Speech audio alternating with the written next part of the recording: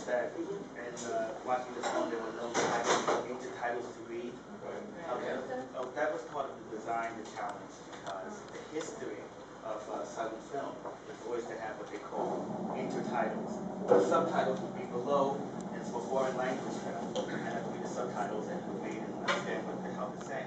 But in silent films, always it was people would act histrionically, and then you would read, you would read. So the challenge in making this film, the whole thing was a challenge, obviously. And as the great W.C. Fields said, never work with children. And someone added to that, never work with children or animals, because they're all unpredictable. And films cost money and people's time and such like that. And this is a 2-year-old little girl, and I knew it was capricious on my part to hinge the whole film on the whims of the 2-year-old. So that alone was nuts. But we got through it. But then again, I'm sorry? That was your own child? Yes, it happened to be my little daughter. Especially, I never said that to people before they watched the film. And when we put it in competition in the Cannes Film Festival, back in the old days, in 1989, I made it my business to make sure that they didn't know she was my daughter. Also, her name in the film is changed. She doesn't have my last name, so I use her first name and her middle name as her last name because again, the handicaps. I understood that going into the film, if you hear it's my little girl, and of course Elliot Bloom's little girl, what would happen is that you would go thinking that you're making a family picture would have some additional handicap, I thought. So I wanted it to be as objective a project as I could possibly make it in the presentation. So, the little girl, the question often comes up as to how do we get her to cry, because she cries beautifully. Yeah. And her thing was that at the age of 2 years old, until she was about 3, she always had a problem with being told it's time to take a nap. She always wanted to be awake. She always wanted to see what was going on. And she was even like nodding out. It's like, Nikki, let's go to bed.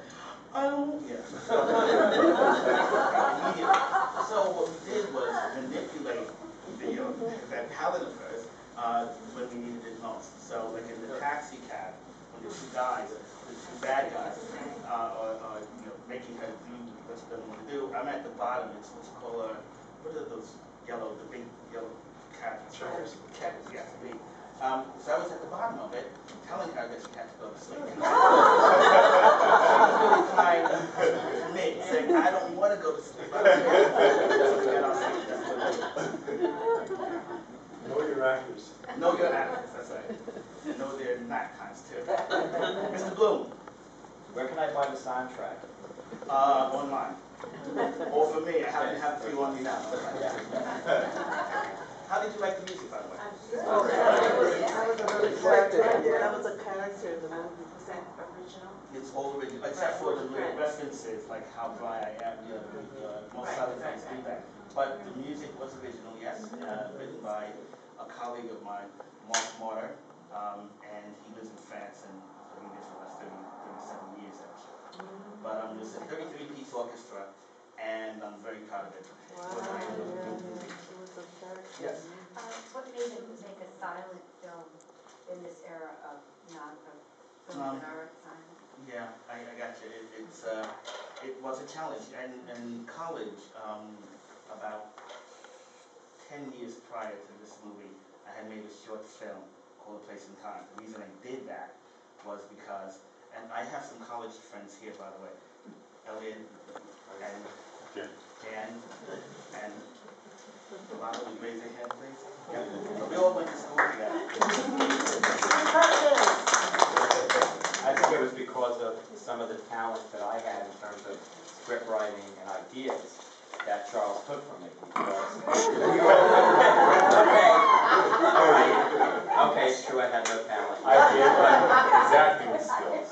Yes, but we always knew that Charles was very talented and very gifted, and as you can see, it's lasted his whole career. That's why that is my hat. You have that? But to answer your question, so in college with these clowns, I I was a pretty good popular filmmaker in my class. I was into color and into technology, and that is where I thought the world of film had to go and had to progress through.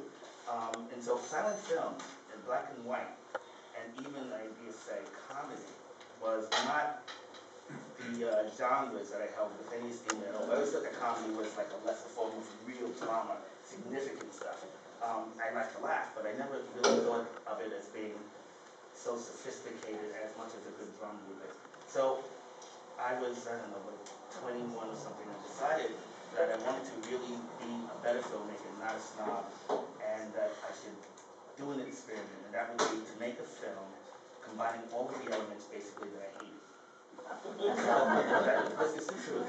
And so I made a film called A Place and Time, a small film. I had to study Chaplin and Keaton and understand timing of comedy and so on.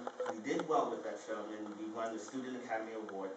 And at that point, I fell in love, with the whole process of filmmaking, which Alfred Hitchcock always calls pure cinema, because movies, it's a visual language, where theater is a verbal one, basically, when you break it down. And so if you tell stories with pictures, and not rely on words, it's more pure cinema. And so by the time I had the opportunity to make a feature film, it was either make a feature film with sound traditionally, or really experiment, and understanding that if I failed, it's harder to do. The short film is 30 minutes, this is an hour and a half. If I fail, it would be a big failure. I knew that, and like, what the fuck was he thinking? But if I succeeded, if it worked, it would work internationally, and there would be nothing to read. Everything that was said and heard musically in the United States would be understood in Poland, and would be understood in Russia, in the Czech Republic, and I understood that. And so the other challenge was not to even have titles, and so went all the way. And then there was the funny story. There was a point or two where I said I'm in trouble because I don't know how to explain this. Maybe now is the time for an intertitle. And then I said, no, that's really BS, because that would only tell the audience that I got into trouble, that I couldn't find my way out of it. So either you have titles or you don't. You don't do it when you're in trouble. That's the answer. I thought not having the titles was very courageous. Because it was a little bit of a struggle. I'm accustomed to seeing these subtitles in foreign movies, and I'm kind of very familiar with the silent movies, with the cards, showing. Yeah. But as I was watching the movie, which I found really extraordinary, I really loved the movie. It was exciting, it was moving, all those things. But I was almost stunned at the very end of it when suddenly the character started to speak. And then it occurred to me, I said, well, maybe the reason why he, to answer your question, why he made this silent movie is because he was making a statement about the homeless plight and how society is deaf to them. And then suddenly they start speaking at the end. Bingo. Yeah. There we go. I like this guy.